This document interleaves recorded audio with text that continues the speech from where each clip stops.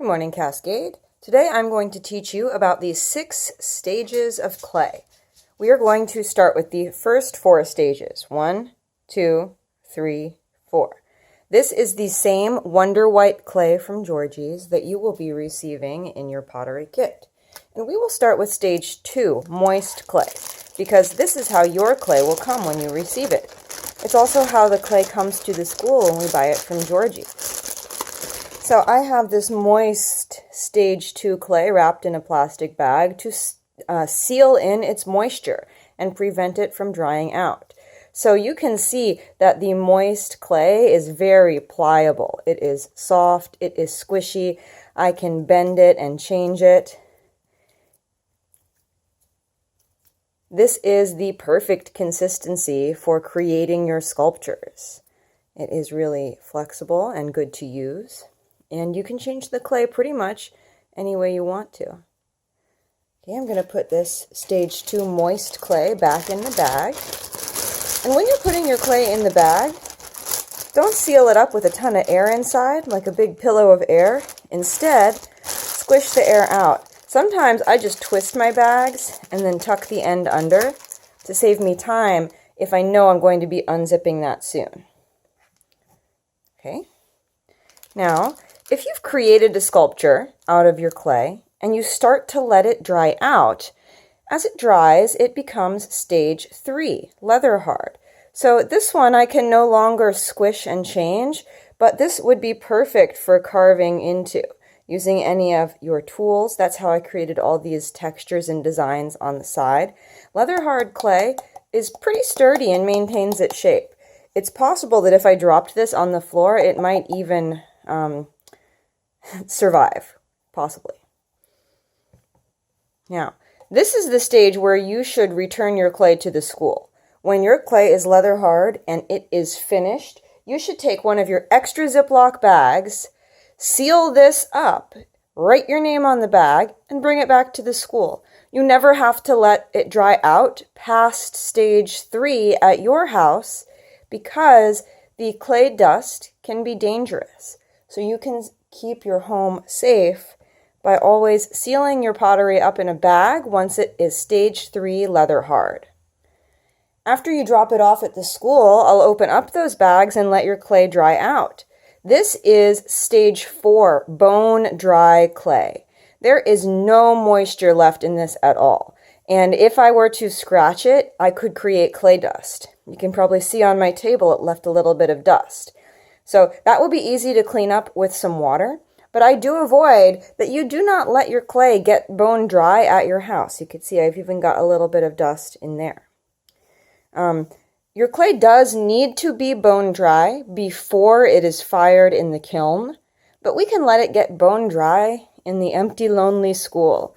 And when it is dry, I will fire it in the kiln.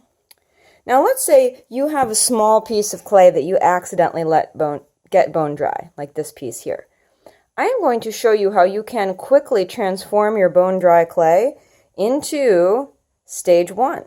So this stage 1 clay is clay mixed with water, and I have it in a little cup so it doesn't dry out. You all get a little cup in your art kit. So you could see this is sticky, gooey. This is like a clay glue. That's what slip is for. So if you were going to put a handle on a cup, you could use the slip as a glue to help it stay on. Now, you'll see I only have a small amount in this cup. This is not super full because you're not going to need a lot. So why waste your clay for sculpting making tons of slip? The best clay to make slip out of is your bone dry clay. So here I have just a cup with water, no clay in there yet, and it's just a tiny bit of water.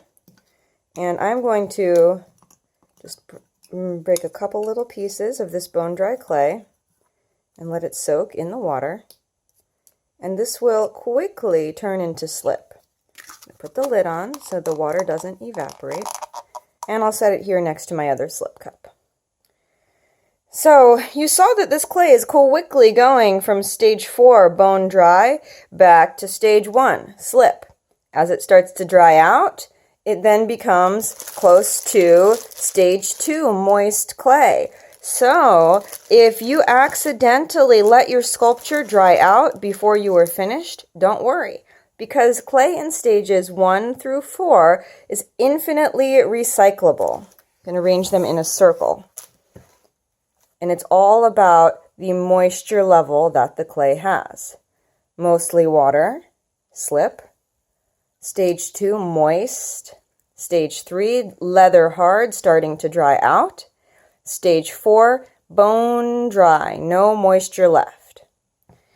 Then, when you bring a finished sculpture back to the school, something different happens to it that transforms this bone dry piece of fragile, just dried out mud into a piece of permanent stone pottery.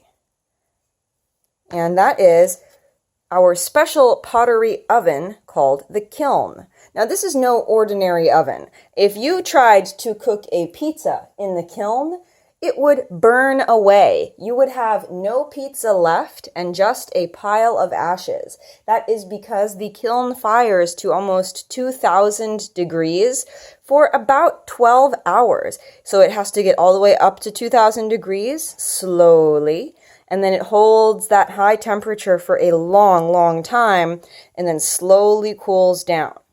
And in the intense heat of the KILN firing, a chemical transformation happens where the individual molecules of aluminum, silica, and in our case carbon are exposed to that intense heat, and they fuse together to become no longer particles just loosely held together with a little bit of sticky mud, but in fact this is a solid piece that this would never dissolve. In fact, if you put this on the bottom of the ocean, it would not dissolve.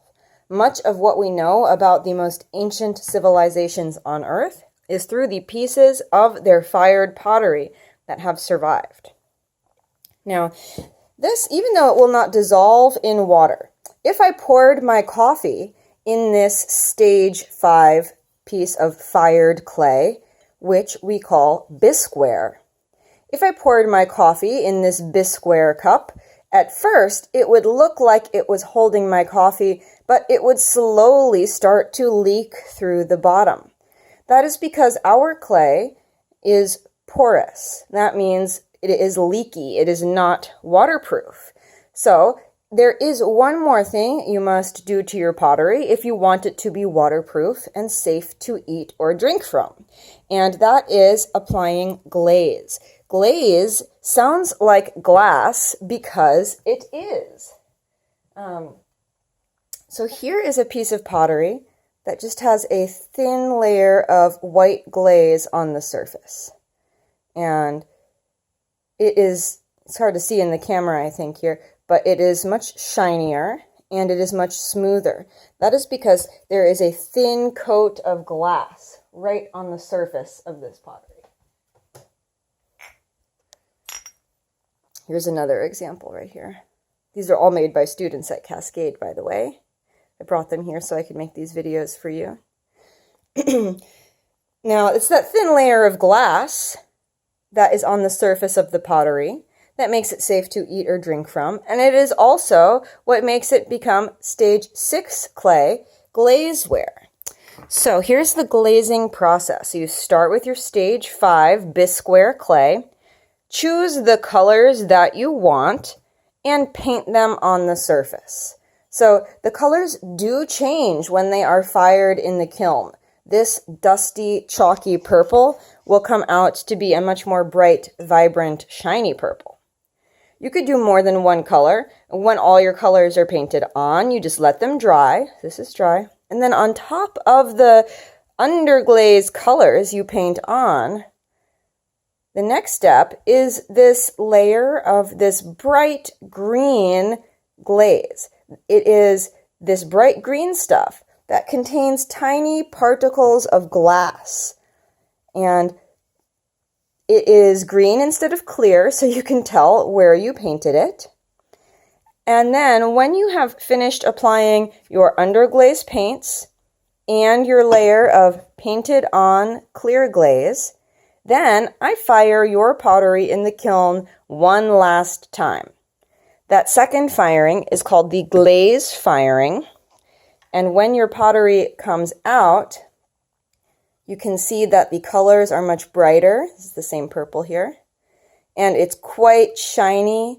And this is now food safe. You can put it in the microwave. You could put it in the dishwasher. You really can eat or drink from these sculptures if you choose to, only if they have been glaze fired. And this glazeware is the sixth and final stage of clay. Glazeware, stage 6. Bisqueware, stage 5. Bone dry, stage 4. Leather hard, stage 3. Moist clay for stage 2. And let's check on our slip. This is the one I just mixed up in the beginning. Oh, yep, that is slip. Stage 1. So quickly to review, stages 1, 2, 3, and 4 are recyclable. They are about how much moisture is in your clay, from the most moist in slip to moist clay, leather hard, bone dry. Then after the bisque firing, you have your permanent piece of stage 5 bisqueware. And after that, you apply your glaze with your underglaze colors and your clear glaze top coat. Your pottery is fired in the kiln and emerges as beautiful stage 6 glazeware, your finished pottery.